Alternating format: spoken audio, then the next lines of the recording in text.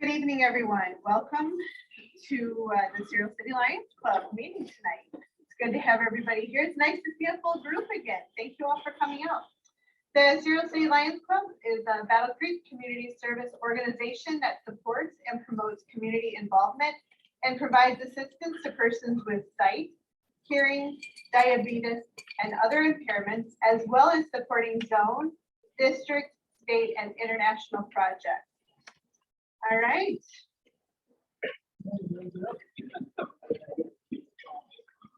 Stay right there. You got it? I got it. Oh, yeah. Great. Jim, you want to just read us from back there? Heck no. All right. Watch the cord. What? Oh, what? They're up here, yeah. He may do a cartwheel. Can we? He might. He might. You gonna say, you want to do the song there? Teresa, does she have any more agendas over there? Here I come. All right. You ready for this? Yep. All right. Absolutely. Hi, Madam President. Well, hello, Mr. How are you? I'm not going to use that. My I think you have award winner. Whatever. Charmer. All of you. Blue man. Come back to the blue man. All right. That sounds like a happy bunch to me. Everybody on your feet.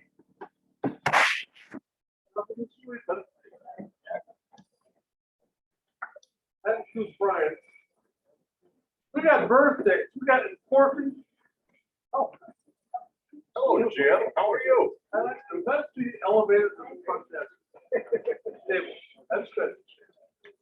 We got important birthdays today. I'm going to start out with my own old friend, Bob Ward. He's turning 84. 84, Bob? Yep. Wiggle your head. Very good. Gotcha. Okay. Then we got Muriel Walter. She's right next to him. She's got a birthday. Our esteemed president has a birthday. Yay. Esteemed, I mean, she gets lots of awards. So we'll sing happy birthday to these lions or something like that. Mary Wallace has a birthday. Mary Wallace, I'm sorry. And then I think Jim Long has a birthday. Oh, and I got a birthday. I had mine yesterday. 85 years old. Yeah. So much. Look out, 85. That's good. Look out. Look out. Only happens once. I'm sure glad. Happy birthday. Happy birthday to you. Happy birthday to you. Happy birthday, dear Lions. Happy birthday to you. I think I can hear, I think that table back there is, what's wrong back there? You did what? So loud you couldn't hear us. I see. That's my, is my hearing going? Is that what you think? I see. All right. I'm fresh from going to the state convention, to the district convention, and they gave me a big award, and blah, blah, blah, and all that sort of thing. But they sure liked the way I directed them. So I'm fresh from that endeavor. So anyway, it's don't you hear those lions roar? And we got somebody who came in. Ron came in late. Ron, we gotta get you up there. Ron. Ron, come on. Come on up there. He thinks he's gonna have to sing. He looks confused.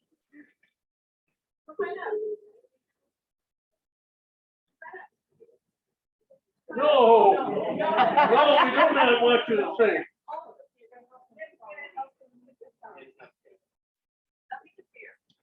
Nothing to fear. What are you afraid? You afraid of me? Nothing to fear, but I just walked in the door. That's different.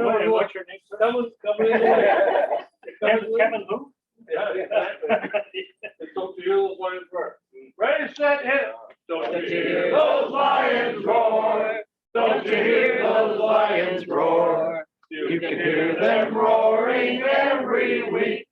beat and growl for more. Hear those lions roar, their snarly grumbling roar. So roar, lion, lion. Hear those lions, hear those lions, hear those lions roar. Oh, did you, were you singing back there? I believe Scott is trying to be the song leader. Oh, so. I had to wake him up though. Okay, God bless America. Let's do that, because I'm sure the food's coming and you don't need me up there. Ready, set. One, two, three. God bless America. Come on. Land that I stand beside her and guide her with the light from above, from the mountains to the prairies, to the oceans, white with foam. God bless America, my home, sweet home. God bless America, my home, sweet home. Good. Now we're gonna do the flag. Okay, remote salute. Left hand, right hand, ready, set, go. I pledge allegiance to the flag of the United States of America and to the republic for which it stands, one nation, under God, indivisible, with liberty and justice for all. Very good.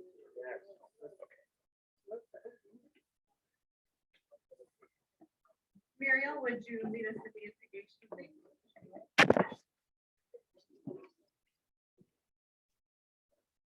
Let us pray. Thank you for our many blessings. When we are fortunate as a Lions Club to have members, many volunteer projects, a district convention that was successful, and a state convention coming soon. Thank you for this lovely venue and for the great people who work here. We will never forget our members who cannot be here, and we are grateful for the members who have joined us on Zoom. We are grateful for Noah and Shelley for getting us our speaker, Dr. Debby Feinberg.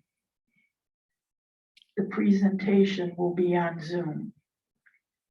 May you give us safe travel to and from our meetings and projects. We are proud to be Lions and serve those in need here and around the world. Our motto, we serve. Amen. Thank you. You may be seated.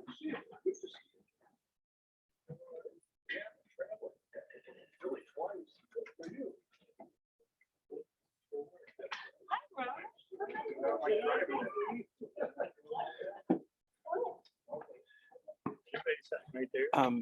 Nobody's right there. All right, we have a couple of special guests tonight. Let's start with introductions, and we'll start with our wonderful secretary, Wallace, Serial City Lion. Serial City Lion, Mike Guzak. Serial City Lion, Red O'Leary. Serial City Lion, Mike DeVore. Noah Hoover. Shelley Hoover. Elspeth Jerry.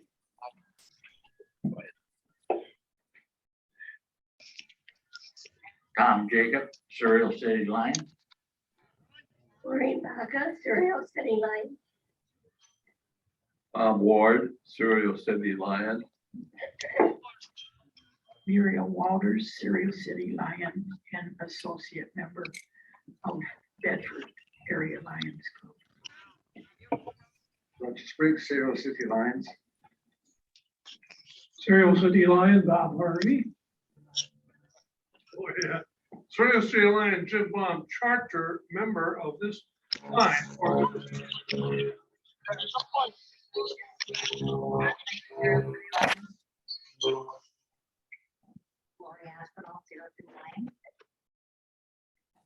John Stiff, Serial City Lions. Kay Smith, Serial City Lions. Serial City Lion Brian Cook, and also your zone chair. James Hunt, Serial City Lions. Serial City Lion Scott Swinney.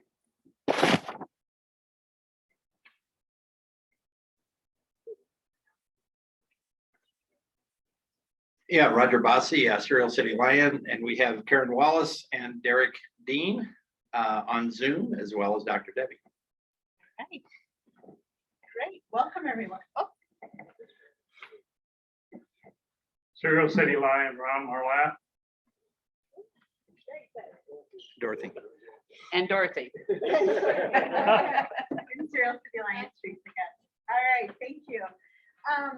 We have a couple of special guests tonight, so I'm going to start off by introducing you to Shelley tonight. So you'll go ahead and come on up. Hi, Noah and I wanted to introduce Dr. Debbie, who's going to be your guest speaker this evening. And we wanted to start by telling you our journey with Noah's vision.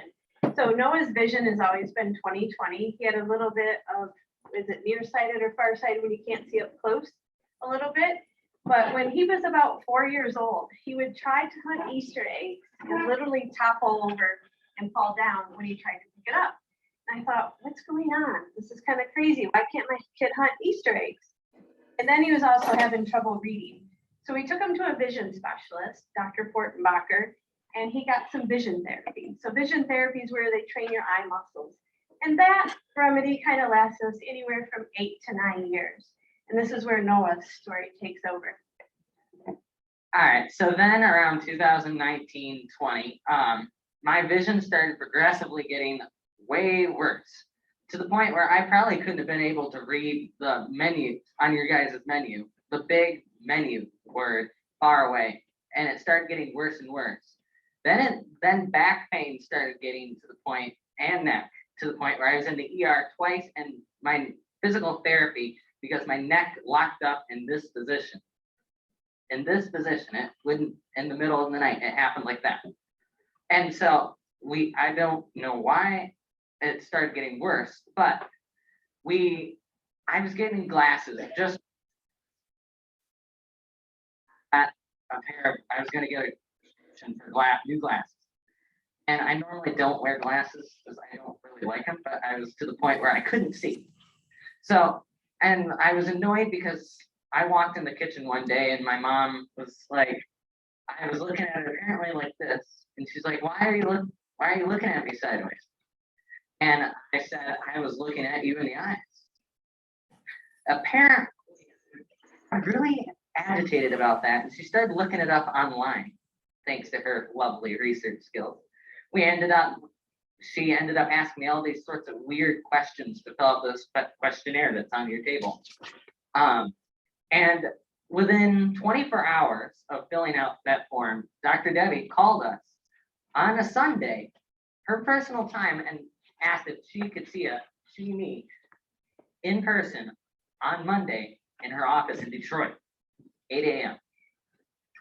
And we went. I'm glad I went because I didn't really see the point in it at first. I was like, why? You were irritated. I was very irritated because we were having to get up early. And then in the middle of it, she started putting trial prisms over my glasses. And immediately, like the lines of this thing said, we recycle old glasses. And the lines and the letters started getting blacker and sharper and way clearer. It was almost like someone had put bold letters on regular text. Then she had me walk with them out. My posture would just straightened up like this. It was like that, and my head went from here to here immediately. It was amazing. The detail. It was almost like my mom was like, it was almost like a person who had a cochlear implant. See, hearing for the first time, except it was with my vision. Because I could see detail. I honestly talked incessantly the whole 2-hour car drive about the detail I could see. He didn't like it. But yeah, so I would like to introduce to you today the doctor who fixed my vision and allowed me makes it so I can actually see, Dr. Debby.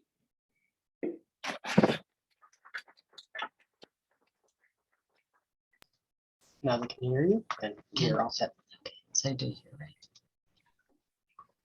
Okay, and I can do it this way. Perfect. Okay.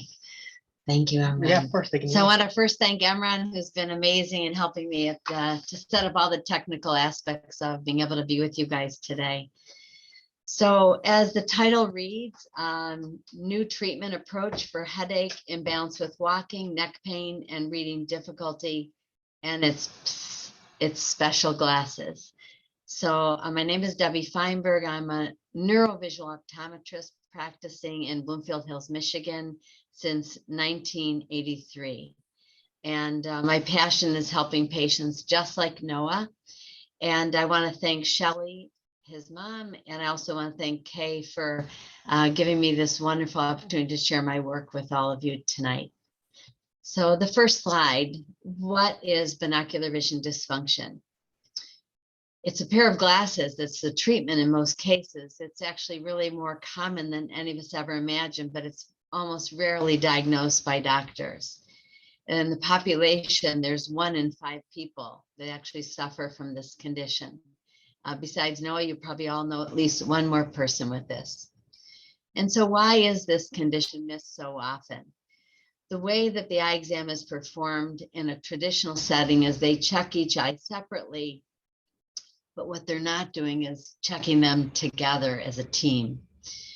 And the other challenge is standard eye tests are often not sensitive to find the subtle misalignment. And these symptoms traditionally are not even thought as being related to an eye condition. So binocular vision dysfunction is when the 2 eyes are not working together in a coordinated fashion. There's slight misalignment in the eyes.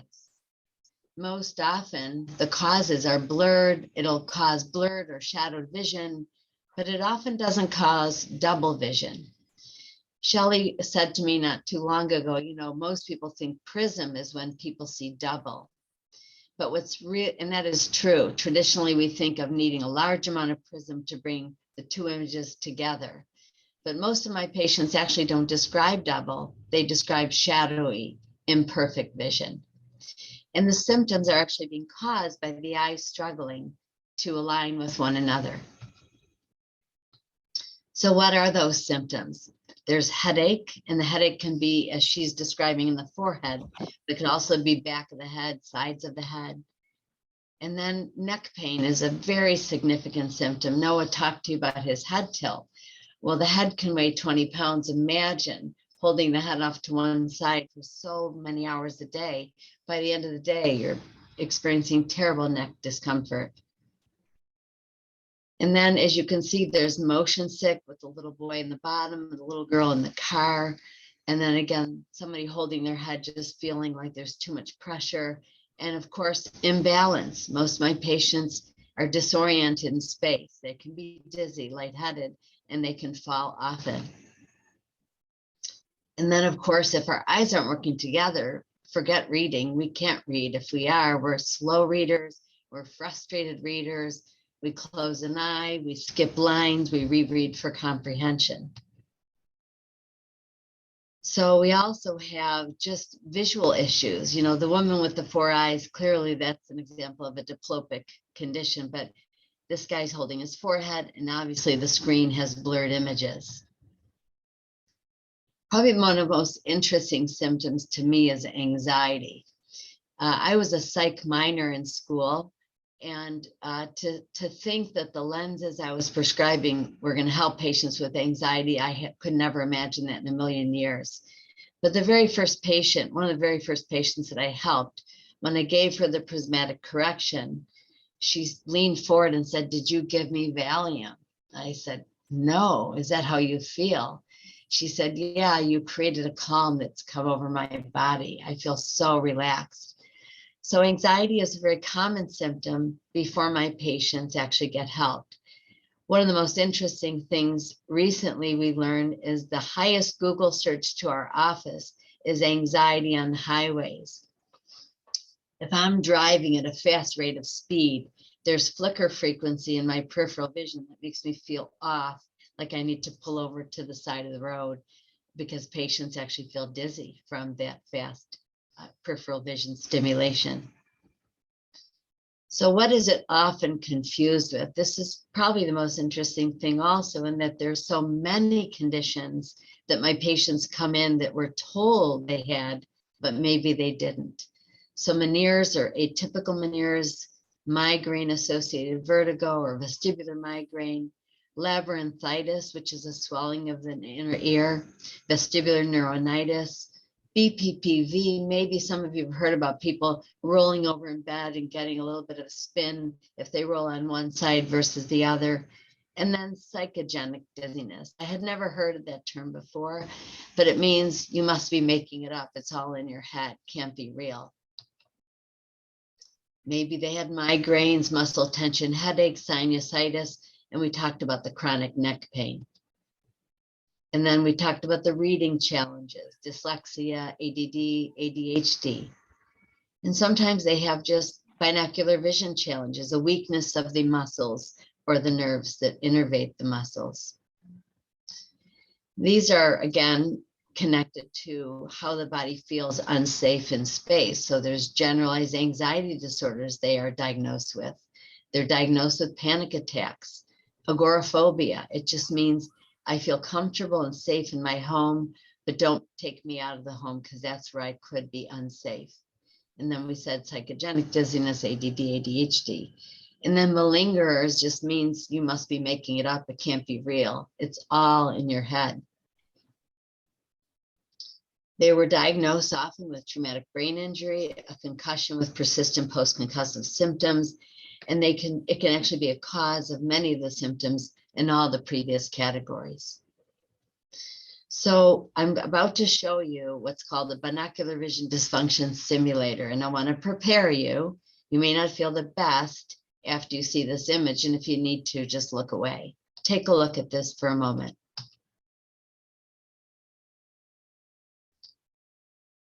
And then look away if you need to.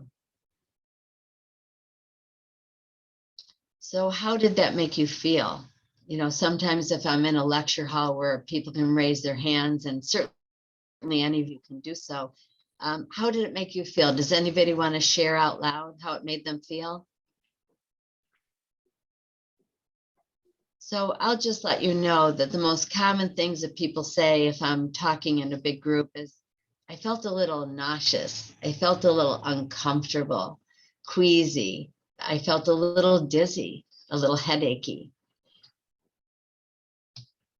So what can cause vertical heterophoria, which is a term under the umbrella of binocular vision? Sometimes the misalignment is just on the vertical plane. So we call it VH or vertical heterophoria. So you can see that Rachel has asymmetry in her face. You can see her left eyebrow is higher than her right eyebrow. The human face is not symmetrical, but to what degree is it asymmetrical? So that in itself can be the beginning of having this misalignment. A car accident, a head injury of the most extreme type certainly can bring in patients who are suffering with these symptoms. So the symptoms are not recognized as being caused by this binocular vision problem. They've also been symptomatic for a long time, and they've been seen by many different care providers. Many tests are performed, many medications and therapies tried, and many procedures performed. But they're just not getting better. So how do we screen for vertical heterophoria or binocular vision dysfunction? All of you have in front of you what's called the BVDQ. It stands for Binocular Vision Dysfunction Questionnaire. It's 25 questions, and they each enter into a different domain that we're looking to see if you have symptoms of. There's headache domain, pain domain, the neck pain is in the pain category, dizzy domain, and so on. So these are the categories of conditions that we're having our patients describe. You know, do you get neck or shoulder pain? Do you have dizziness or lightheadedness? Do you find yourself tilting your head to one side like Noah described? I'm happy to tell you and proud that this questionnaire finally got validated as a tool for assessing symptom burden by an otology neurotology journal just a year and a half ago. And it is important that it's gotten validated in a peer-reviewed professional journal, because that means it can now be utilized all around the world. And people can utilize this tool. If you're a neurologist, you can use it in your practice to sort the dizzy person or the headache person who may have the underlying vision piece that was being missed. We now have screening questionnaires, not just for the adults, but also for the 4 to 8-year-olds, for the 9 to 13-year-olds. And the important thing about those questionnaires is that if any of you are interested in them, I'll make those available and Shelley can connect you with that information. So what happens when you treat these patients? Well, one of my colleagues in the office, Dr. Mary Jo, sees children as young as 8 months of age, and she's got a special talent for seeing nonverbal and really tiny children. So here was a child that she saw who she's asked the child, please draw a picture of this little bird. And this was before prism glasses. The same day, with a trowel frame, the child was actually able to draw this figure. This image was drawn by a young 7-year-old who said that when she was asked to draw what Mary Jo looks like, she kept saying that she was squiggly and wiggling, and she wished that Mary Jo would sit still. And this is with the prism on. This is the same day.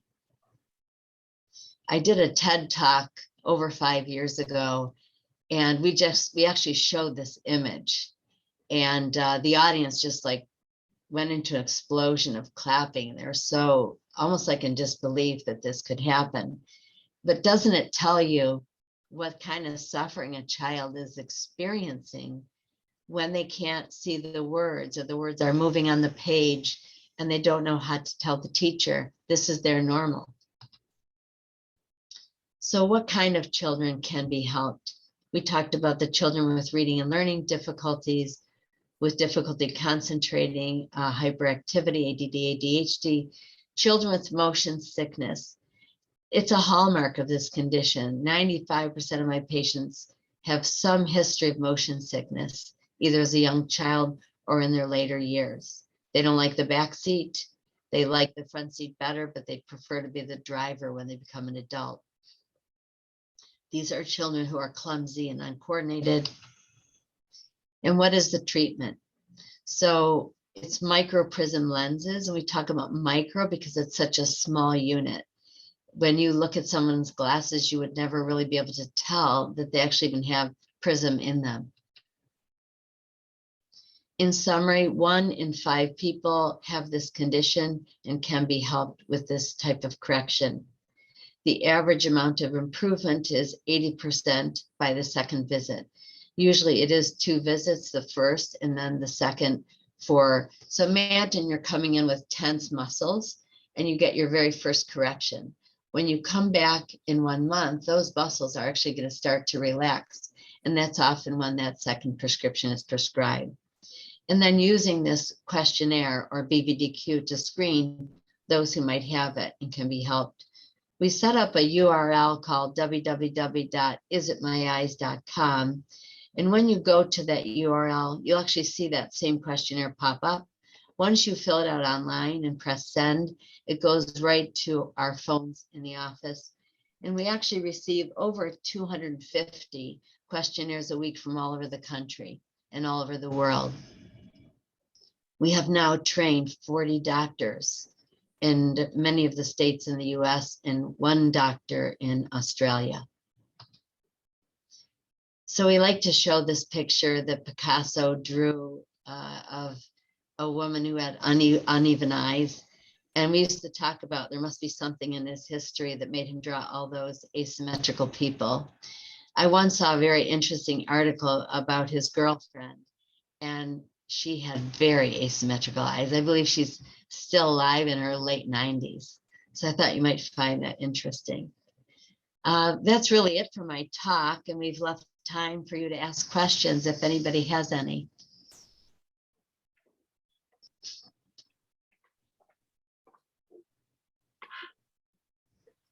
After you did your TED Talk, did you get a lot more response from across the world? I know that in the States we listen to that, but I wasn't sure about internationally. You know, I would say it's starting to happen where people are starting to, even now, this late date after the original talk, we did get people who saw it. But, you know, I'm an introvert by nature, and I was really nervous about doing that talk, you know, memorizing those 15 minutes on a stage in front of thousands of people. But I did lose some patients to suicide. And I said, I will do this talk if it'll help one person. But I imagined that this was going to go out everywhere across the world. And I was really surprised because I was naive, actually. It doesn't go out across the world. If you're a TED Talk viewer, you're going to see it. But I would say little by little, social media is truly helping our patients find help. And it's happening from a Google search. Dizzy while driving, head tilt when I'm working on the computer. So I'm really grateful for the social media or the Google search or any kind of way that it's Dr. Google, they can get the help. So to answer your question, not so many, but still it's growing all the time as people become more aware. It's really fascinating to me because I feel like I was a surgical nurse for 40 years. And as an American, we like to fix it either by taking a pill or cutting it out. And what you're doing doesn't do any of that, but you're getting amazing results. Thank you.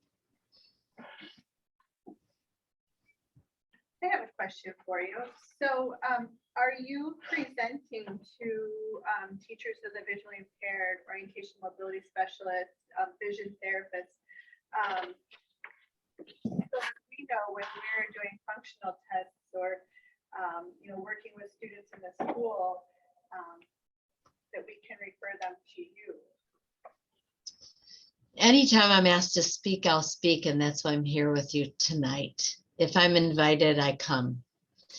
I spoke to the brain injury conference about three different times, the one that's held in Lansing, but as you know, what happened with No Fault, that's sort of falling apart.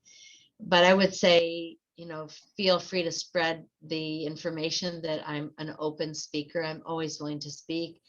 The public schools are a tricky place because, if you're going to speak on a condition and you have several optometrists who are members of the community, parents of the children, they're often not very comfortable with somebody speaking. If I'm invited to a PTA, with Zoom, it's beautiful. I could speak anywhere. It's really lovely. So again, I'm an open speaker. If anybody invites me to speak, I'm happy to share knowledge for sure. Thank you. Does anybody else have a question?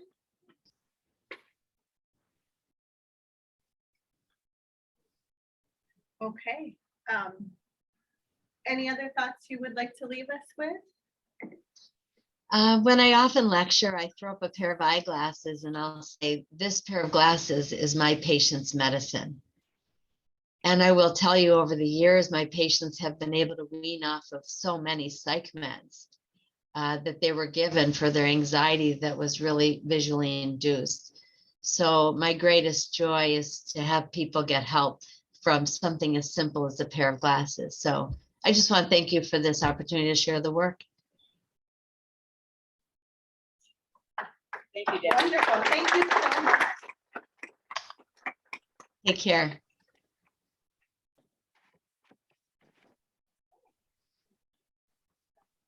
That was fantastic. Oh, you're welcome. Amazing. All right. So we have some fun things to talk about from the convention. I'm going to flip this in before we get started with our regular agenda here. Attended convention. the 11D1 convention, raise your hand. It's showing there. We had, what, 12, 13 of us present. But we had some exciting things happen. First of all, our club is the recipient again for 2 years in a row, the Carl Stork Award. So congratulations.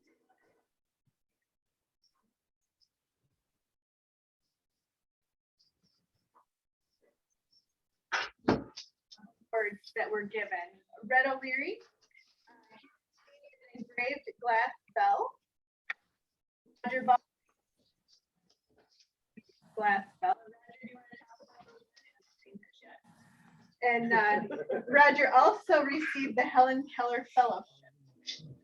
If you want to bring it in, you can show it. I don't have it We with don't me. have it. Oh, okay. I mean, I have it, but It's sitting on our it's kitchen at table. home. Oh, all right, well, Yeah, maybe they're- that's very good. Kay Smith was the recipient of the Wendell Doty, which is the Lion of the Year. It's the highest award that you can be. She also received the Ware Fellow.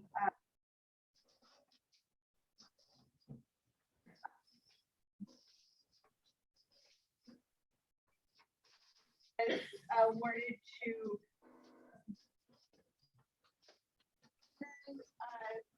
we have another presentation that we presented Jim with, and Roger Spriggs is going to tell us about that.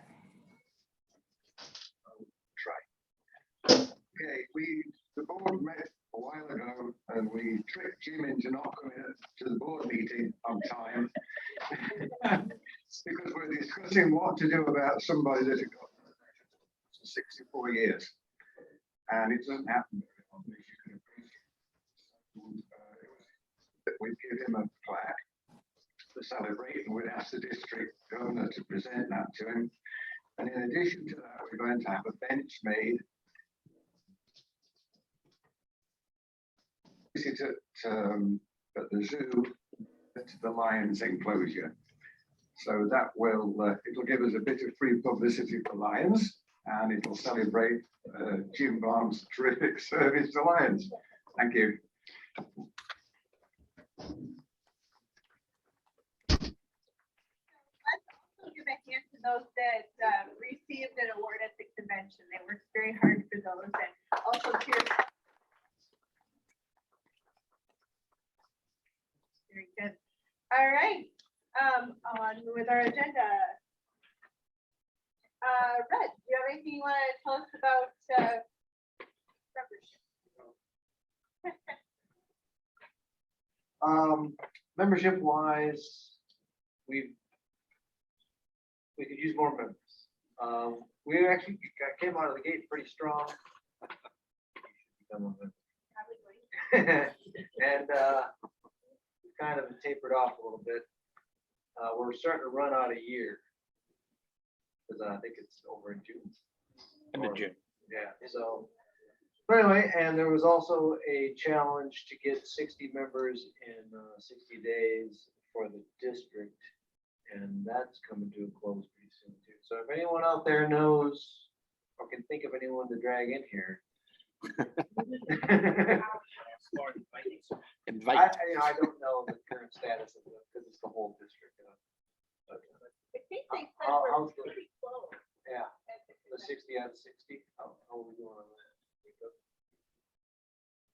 Good. The district. Yeah. Anyway. More is better. Keep them There was coming. a group out of close to Ann Arbor that they were getting their 15th member in. Wow. And so they were really gung ho. And so that is in our district. So you know, that's going to benefit us. So they were saying that, you know, every little bit each of us can give is going to help in the long run. So Keep up the good work, folks. that was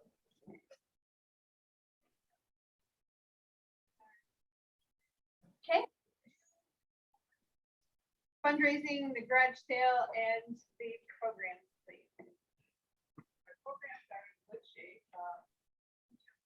programs are in good shape, but we still, if you have someone that you would like to introduce us to as a speaker, just give me a call. We'll set up a date for them and get them on our calendar. So programs look good. The other thing though that's coming up really quick is the garage sale. And so I know it's really hard to sit here and listen to somebody go through a long list of whatever. So I placed on the table a suggestion list of things that can be donated to the garage sale. I also want to just remind everybody that they need to be clean and that the electronic items, they need to work. And then on the back, I put a schedule. I'm going to be away for about a week. I'm going to visit my daughter in Florida. I haven't seen her in 2 years, so I'm kind of looking forward to that. But after that, I have a list of when I'll be available for either people to come and help me with pricing and sorting or deliveries. So keep that in mind. Give me a call after that and we'll take care of it. Now, go ahead, Lori. Great. Lori has a nice big van, so if we've got big items, we'll get a hold of Lori and she will transport them for me. She's actually gonna have the key to my shed for the next week, so that's something you need to get rid of right away because you don't want to store it at home anymore. You can even give me a call. I mean, my phone still works in Florida and I will contact Lori. The garage sale is actually June 2nd, 3rd, and 4th. I'm gonna have some sign-up sheets over here on the table for people to volunteer. But we're gonna do something a little different this year. The Wednesday night before the garage sale starts, we're gonna invite all of our clubs in the zone to come to and get a preview, free opportunity to see what we have and make a purchase. We thought that would be a really fun activity for the Lions to get together. We will probably serve a little wine and cheese and maybe a few snacks and that kind of thing. And that's going to be for about, what did we say? About an hour and a half. We'll provide you with times. I think it's going to be 6 to 7:30, something like that. So it would be a good opportunity to have a little fun, get a pre-look at the garage sale. If you see something you like, you can buy it. It's our first opportunity to get in there and do that. So it's just something new to try this year. Get the clubs together one more time. And Lori, what?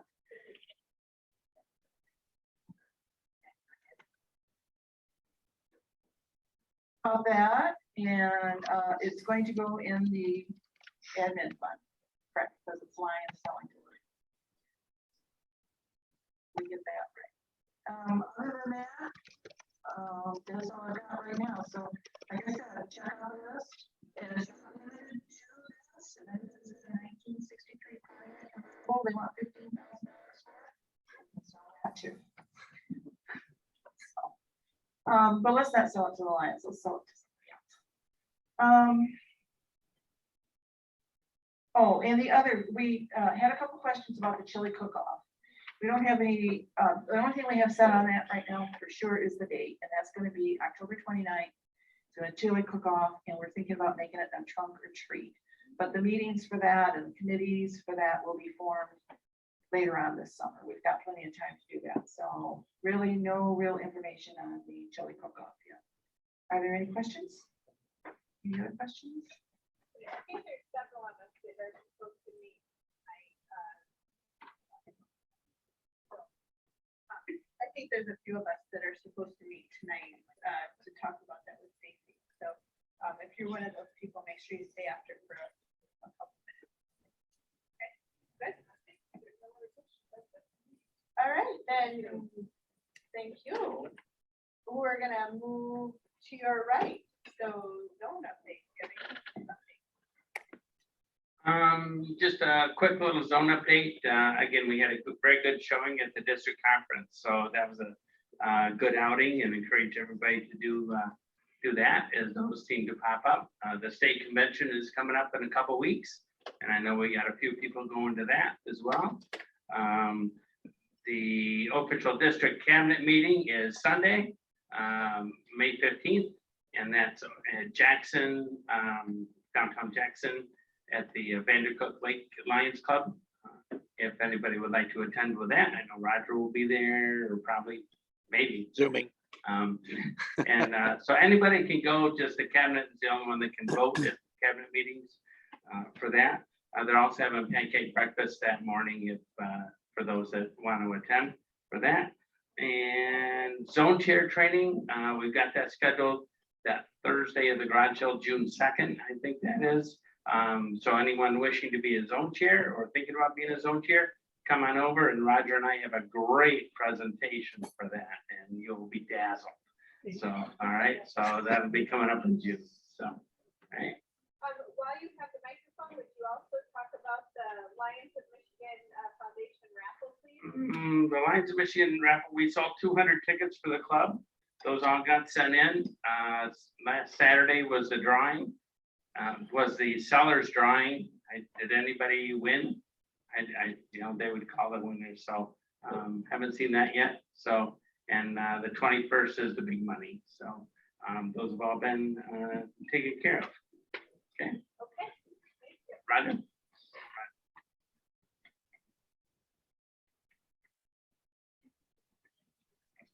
I was informed today that there is going to be another kid site training similar to the ones that have been held. I think it's at Vandercook Lake on Saturday. So, or Napoleon. I can't remember now. It's one of those two, Napoleon or Vandercook Lake, but it's similar to what has been done before. It's an overview, kind of telling you the requirements, that sort of thing. So if anybody hasn't been to that, wants to go, I can get you the details. Thank you. All right, on to old business. Roger, or Brian, sorry. Brian, you want to tell us about highway cleanup? Give us an update. We did the Dickman Road cleanup, and thanks to everybody that showed up for that for 3 days. We had hot, we had windy, and we had cold. But we got it all cleaned up, and I think we had a total of 58 bags of trash that we picked up on that 2-mile stretch. So that was great. And then we do it again in the summer, and that's mid-July is when the next cleanup will be. All right, and then we have new member orientation, and Dee was not able to be with us tonight, but it sounds like there was a pretty good group that gathered for the training. It sounds like we're about halfway through our latest round of new members for training. So be on the lookout. I think we're going to do one more of those here. So like Red was saying, now's the time to get new members in, and there'll be a time to do that new member training with Dee. So keep that in mind. Conference update. Get recycling, Oh, and styrofoam recycling. Yes, styrofoam recycling. You want an update on that? Did you go? Yeah, I went. Let's see, Roger and I and Dorothy. Derek. Derek. Yep, yeah. So we had a pretty good representation of the club. So went well, not as busy as the first one as you'd expect. I think, you know, the first round we had over 14 or 1,500 pounds of styrofoam. And I didn't get the final number from. She published something, but I don't know what it was. Yeah, and, but it was nowhere near the 1,500. But it was still good, you know. Still not as tired.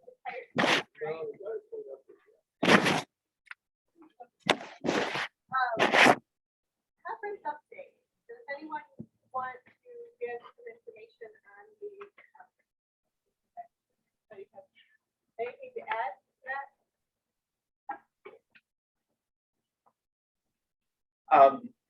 Well, it went really well. A few of us were involved in the planning. Kay specifically. Kay probably should talk about it more than the convention, the conference. Yeah, there was a lot of nuts and bolts to that, and it really went well. We had an international director that was the keynote, and she, what was her name? Ann Smarsh. Yeah. Right, Ann Smarsh. And so she and her husband both were keynoters for the lunch and the dinner. And the facility was very nice. It was at the Commonwealth Center in Jackson. It's on the top floor, which is great because you can see out all over Jackson. And Jackson's really a nice town. I used to have not a great opinion about Jackson, but it really looks nice now. And they have all these walls, these bright walls. If you're over that direction, you should drive downtown and see these amazing murals all over town. Similar to what art we have here with the painted, they call Color the Creek here in Battle Creek, but it's like way more over there. So like I say, we had a great showing. I don't know if we had I don't think we had the most people there, but from a club, but we were pretty close. And so it was great that everybody came, and a good time was had by all. So kind of back to the way the conventions have been with a lot of the recognition of the veterans and the just a lot of those little details that people remember about. And so it was nice to get back to that, and went really well. I think people were pleased. So.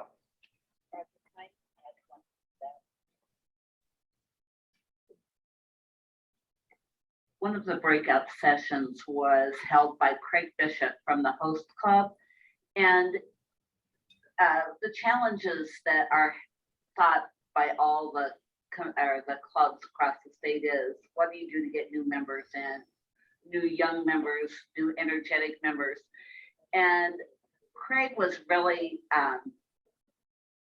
supportive primarily of our club, because he kept talking about how we invited them to do stuff with their small club, and how that for some of the clubs that aren't very big, that they need an avenue to feel like they're still part of a bigger group. And I think that opened people's eyes across the whole district, that you don't have to be an island, that sometimes allowing people to participate with you, which we found with the pillowcases as well as with some of our other projects, it really benefits everybody with the end product of having people doing service.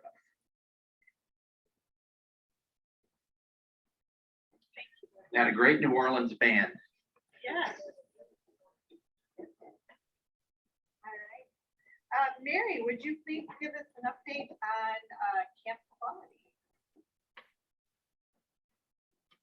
Well, I hope everybody has come over and looked at what we are sending to Camp Quality. What's over here on the table is not what we're sending to Camp Quality this year. This is what we have already for next year. It was a very big success. I have had people call me and say, put me on the list for next year, including Shelley. So I think we've got a project that we're going to see again. And very quickly, I would like to thank some people that made it happen.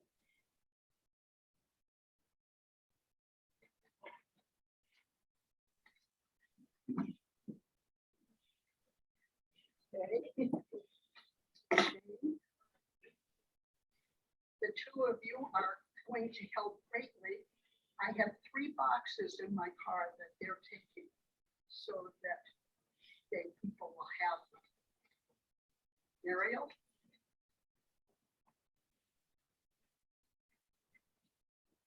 Roger, you get to take care of it also.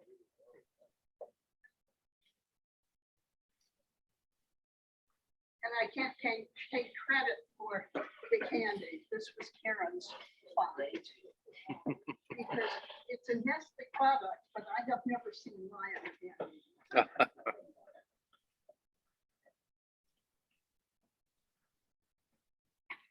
Thank you, sir. Oh, thank you. I was a good ironer. Yes, you were. So be prepared. About next February, you'll see this project again. Yes. Now we're gonna call her, make sure that she gets that. Yeah, all right. So thank you everyone who helped out on that project. But again, that was another one of our projects, like Dorothy said, that we partnered with another Lions Club on, we need hands, they need hands. We're here to help everybody. I want to go back to the convention just for a quick moment. Something that wasn't mentioned was the memorial, the night memorial. That was really something. For those of you who have not attended the memorial service for the Lions Club, boy, that was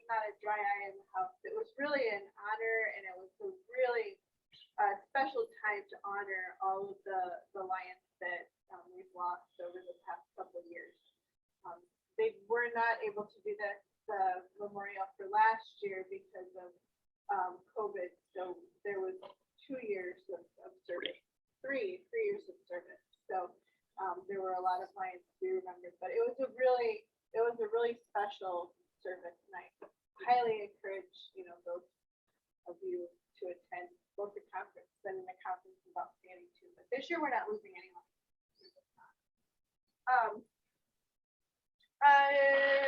Lori, do you want to talk about the Tulip Day? So the Holland Tulip Day is going to be on the 22nd, and I'm driving, and I have a little trailer I'll pull behind me if anyone wants to come with me. It's $10 for a 5-gallon bucket. Bring your own bucket to fill it up with all the tulip bulbs. There's a little over 2 million tulip bulbs to be done, so there's plenty for everybody. And if you've already been there and you know which ones you like, I went and marked mine all up, so I know which one. We'll probably be leaving my house, I'm guessing somewhere around 6:45 a.m. to 7. So we want to be there at 9, starts 9 to 11. What was the date again, Lori? It's the 22nd. Okay. Yep. So, all right, good luck. Let me know if you want to go though, because I've got a 6-passenger van, so you can ride with me if you want. Well, I think the idea is to take enough tulips that we can package them and sell them at the garage sale. So it's also a fundraising opportunity as well. So, all right. Did we miss anything? Okay, I think we are ready for the pot of gold. Who has the pot of gold tonight?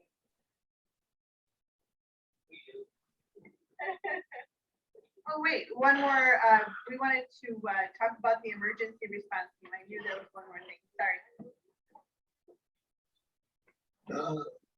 Emergency response team responded on the 28th to Elgin for 2 trucks and a car that collided, and we spent about 3 hours there. It went well. Everybody was glad that we were there, so we're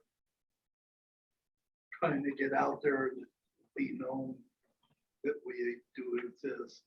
We still are looking for contributions and water and Gatorade and stuff like that. Anybody interested in joining us?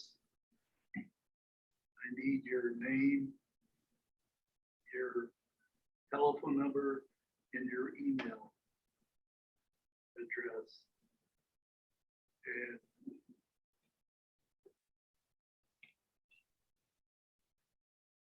And the hours you want to work. You can choose your hours or whatever when you're available. Other than that,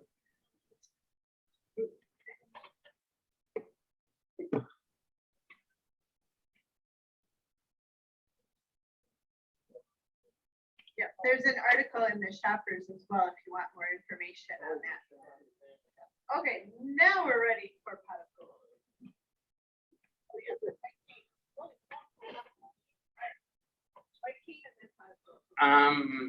Just a little wrap up on White Cane, and Bobby, you want to talk about that? I guess we wanted to.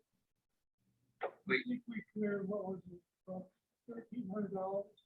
Yep, and I just got some additional money there, but we're right around $1,300 that we had for collection for those 3 days. So I'd like to thank everybody that helped out for that, and Bob for putting all that together, and Bob and Jim and everybody doing that. We did the 3 spots the first Saturday. We did Sam's, Horrocks, and Family Fair. And then the following Saturday, we had enough to do Horrocks one more time. So, and that was a good, I think everything went well, and we made some money. So appreciate everybody for helping with that. So is the district convention always at the same time? Because that was a big challenge between highway pickup, White Cane, and the district convention all in that 7-day period of time. Yeah, April was a busy month. A lot of stuff going on in April. It'll always be in April. I don't have the dates for next year.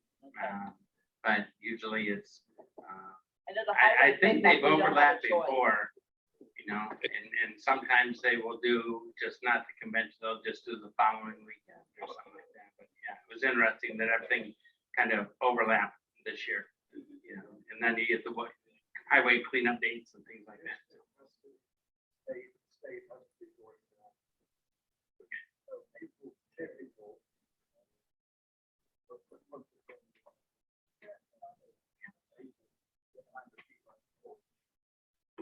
Highway pickup was later too.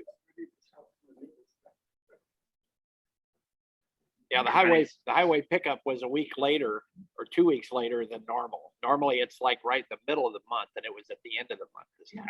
Yeah, so that got shoved back, the other one's normal time, and all of a sudden everything's all on the same time. So.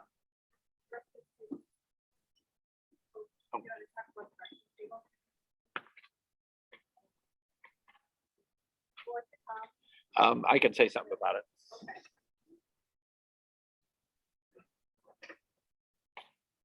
So the breakfast table, we have a spot that we signed up for, a 10 by 10. And so we could put up a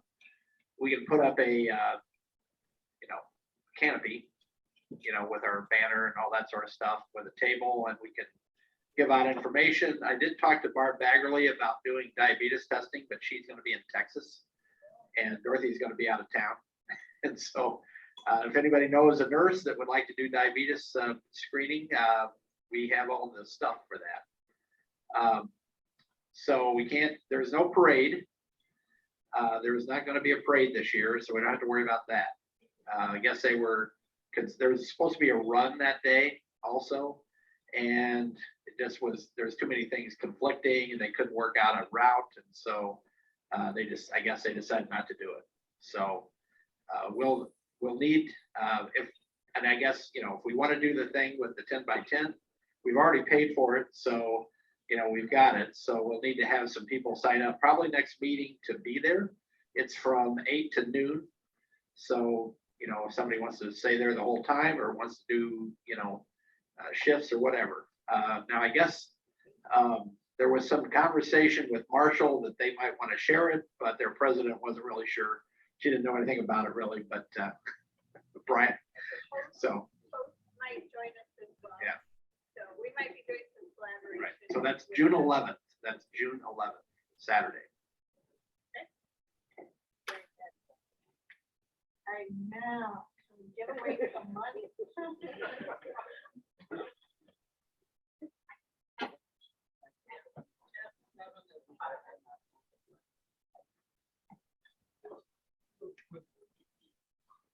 Okay, Mike, pick us a winner for $5.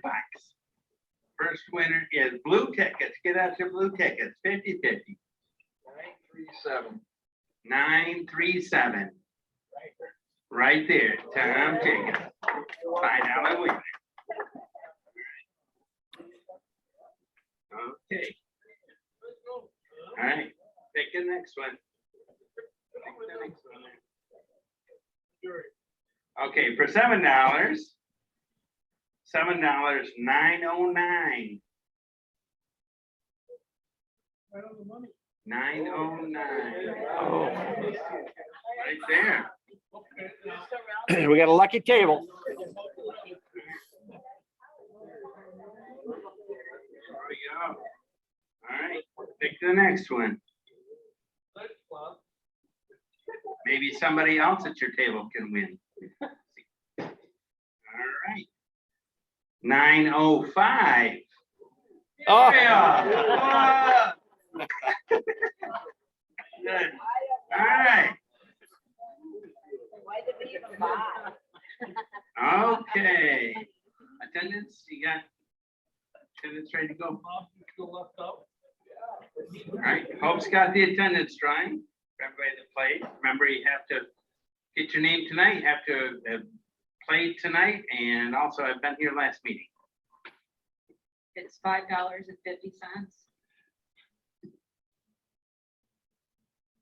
Thanks, Hope.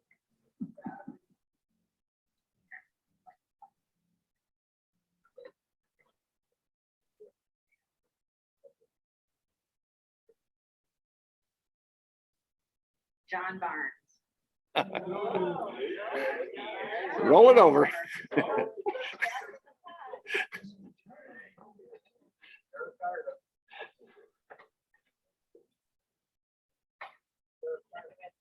Okay, get out those big money red tickets. It's card draw time. $101 is the jackpot. It's starting to creep up again. All right. Okay, pick us a lucky winner. All right, 750. John Skip. There we go. Okay.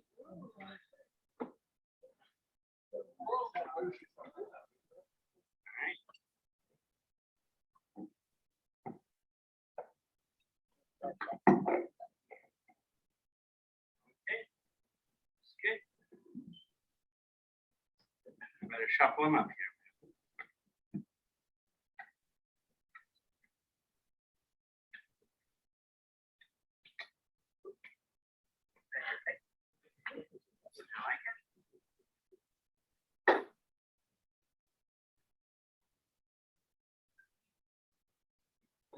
$101 for the ace of spades.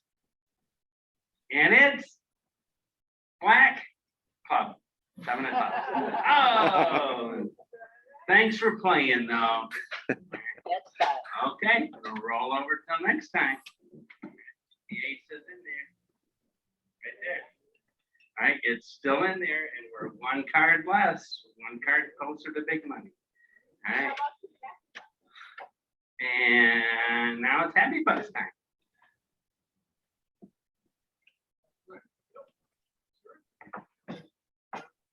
Happy buck time.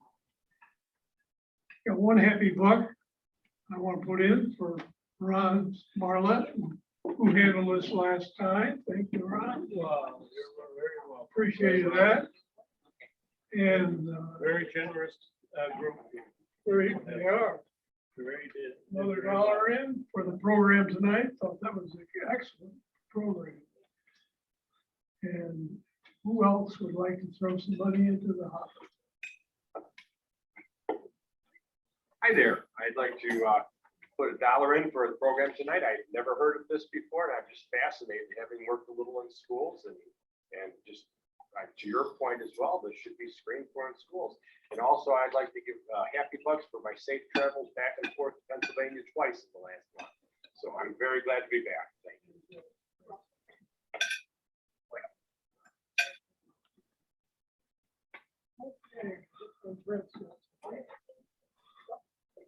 Up for the program tonight. Program tonight, and actually just for being here, it seems like I've missed several in a row here. And I also over the weekend I got up north fishing with my family. It's an annual event. One poor fish was caught, but it wasn't for lack of effort. It was a good trip. Anyone else at this table? Gary? Program, okay, thank you. Okay. I have one for everyone that worked on the convention from our club. You guys did a great job putting that together. I have one for everyone who won an award at the convention. Nice job. Way to go, club. And that's for all of you as well because you won the club award. So congratulations to that.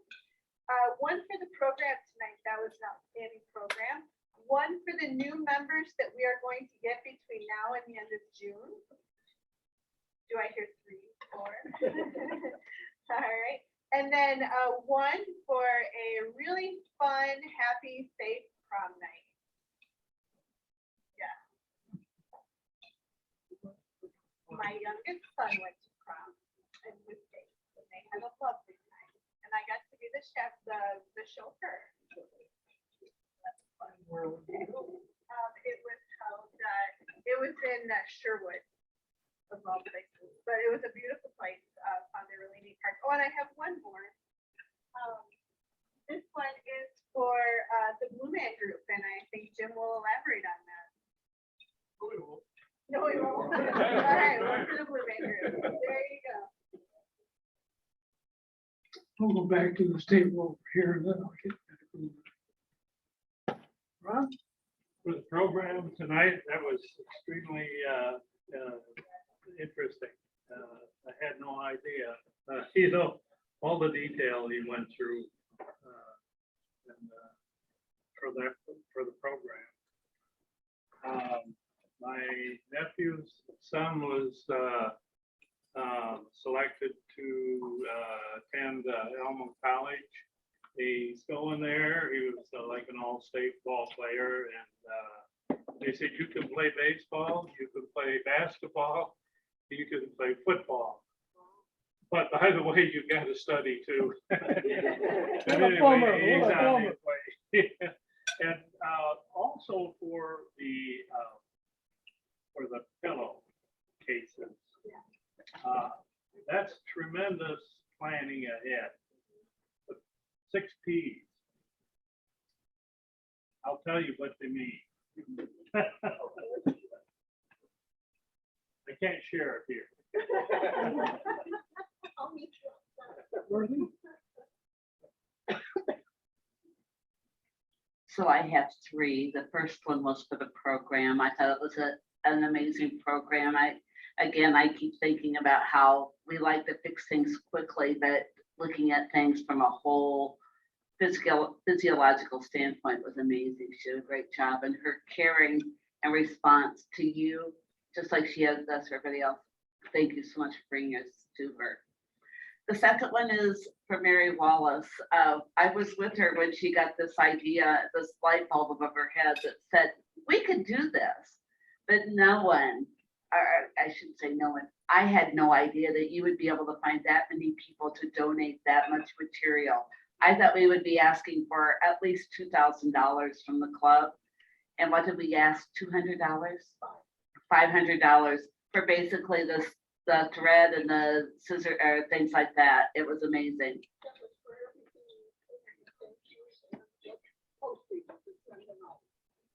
It was great.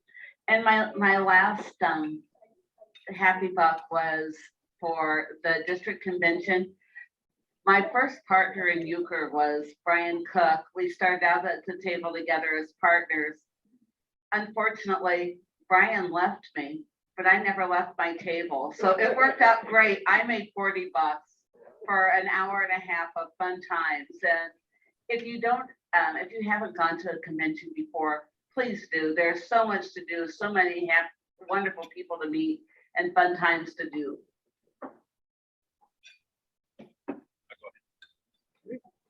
So I've got 2, and one for the program that was very interesting and something I'd not heard of either, really. And I know plenty of people that are dizzy, and have problems, and so we're going to call them and say, hey, you need to look into this. Glad that Shelley and Noah are here today, and we're hoping to see them come into the club soon. So no pressure. And I don't have a $3rd, but here we go. It was a great day. I got to see my grandkids the last 2 days, so had a lot of fun with them.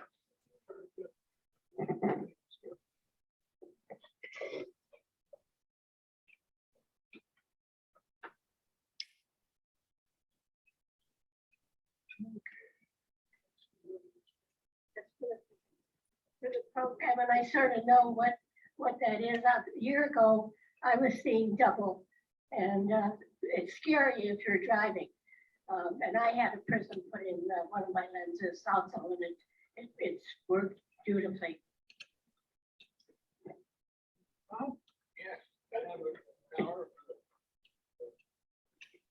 Tonight, that was excellent. I really enjoyed it.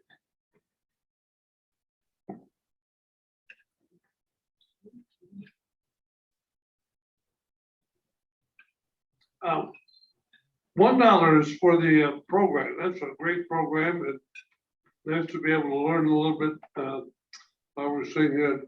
And the second $1 is for the Blue Man Group. I had the occasion to go last Thursday. It's off my bucket list, so I went to Kalamazoo, was a sweet young thing, and we had a good time.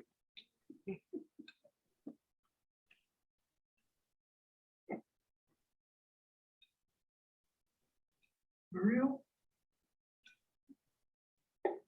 Yes, I have a few dollars. First of all, for the program. And then I worked at the food bank.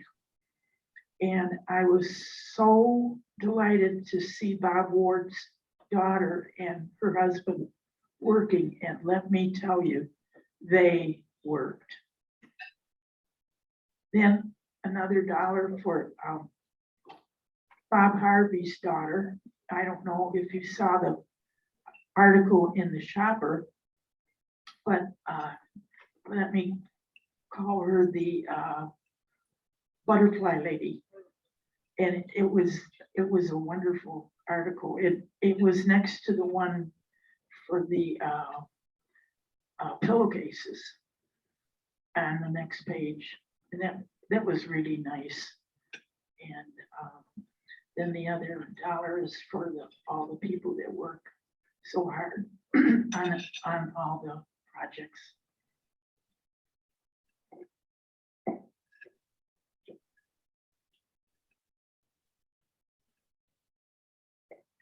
That's $6 for the program.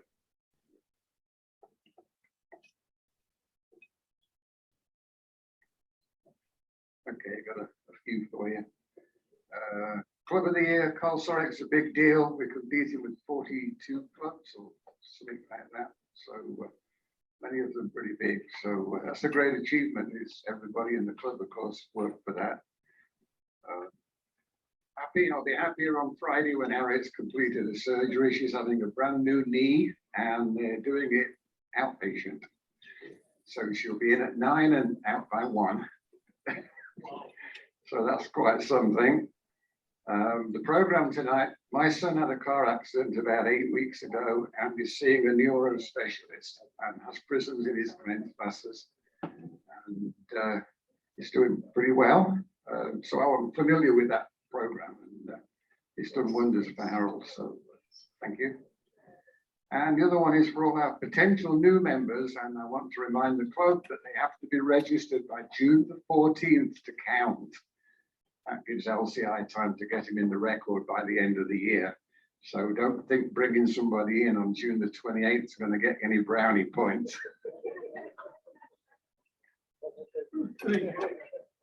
Okay, this table here.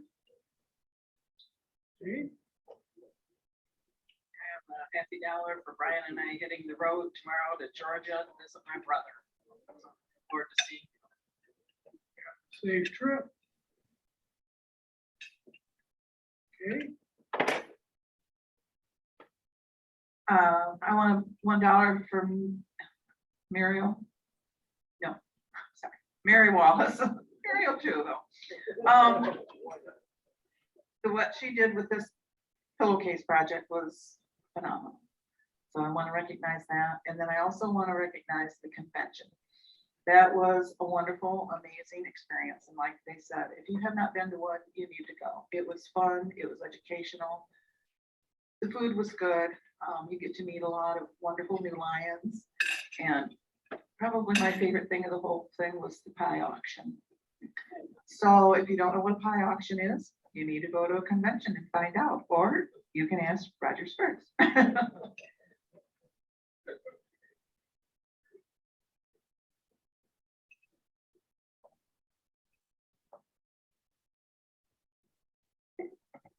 For my wife, Pat Stiff, kid site.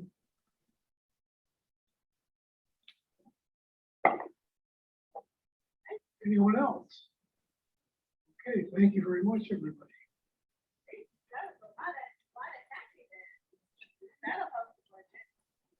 All right, a couple of announcements. The food bank. There will not be a Tuesday night distribution until further notice. The gentleman that works that night shift for us is being shipped overseas. So they do not have anyone to work that shift. So They desperately need our help. They're hoping that maybe over the summer we can even pick up some extra time, but on Tuesdays, they do have the food distribution. So if you've ever worked the food distribution, it is a ton of fun. A lot of the same people come through. You get to know the people. You get to know the people working next to you. I too have had the pleasure of meeting Anna. That I worked next to her for almost 45 minutes before I realized that was Bob's daughter when we got talking about Lions Club. So you get to meet a lot of really fun people.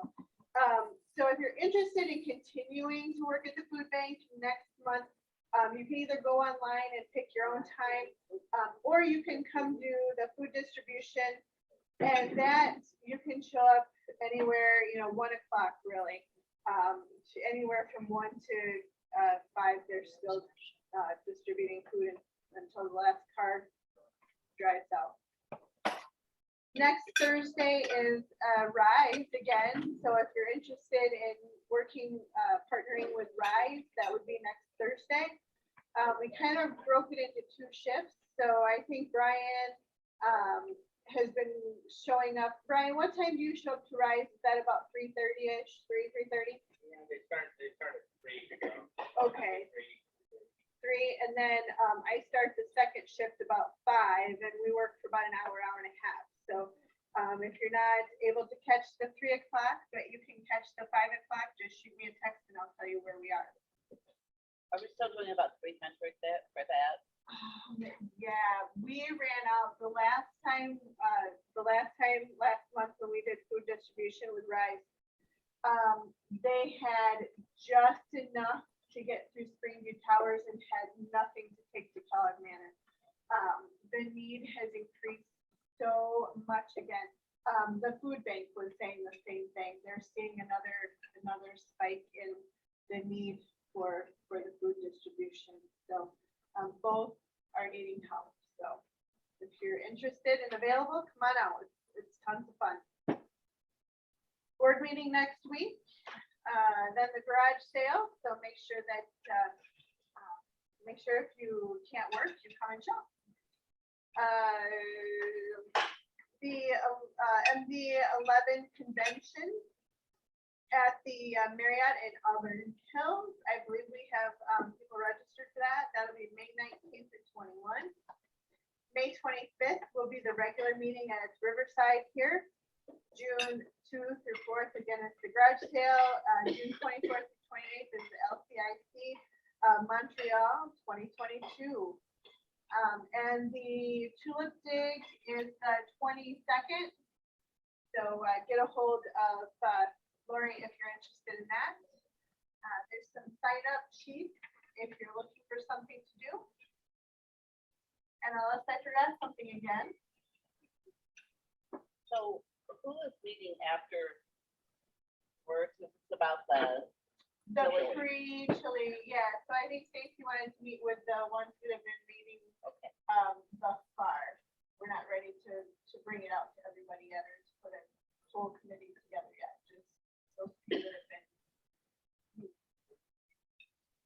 All right, then with that, we will adjourn the meeting.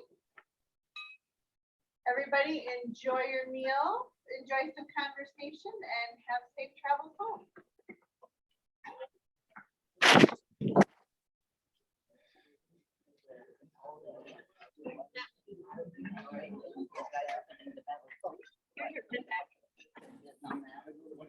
Oh, I don't need to.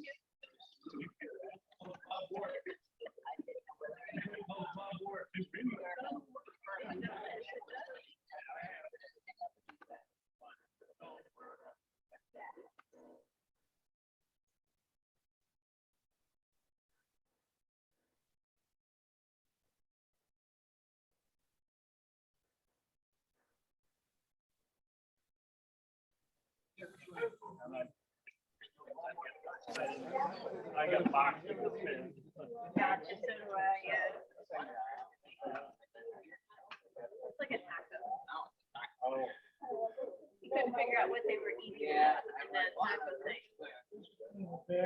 How long have you been in Alliance? Oh, hadn't been.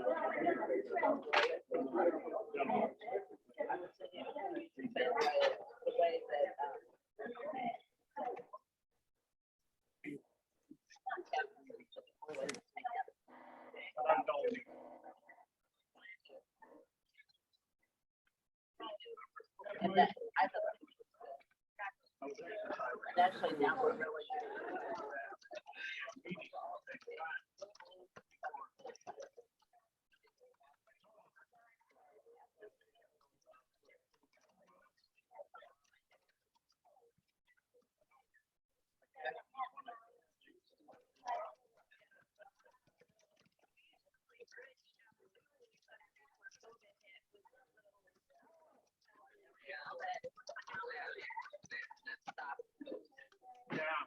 Yeah.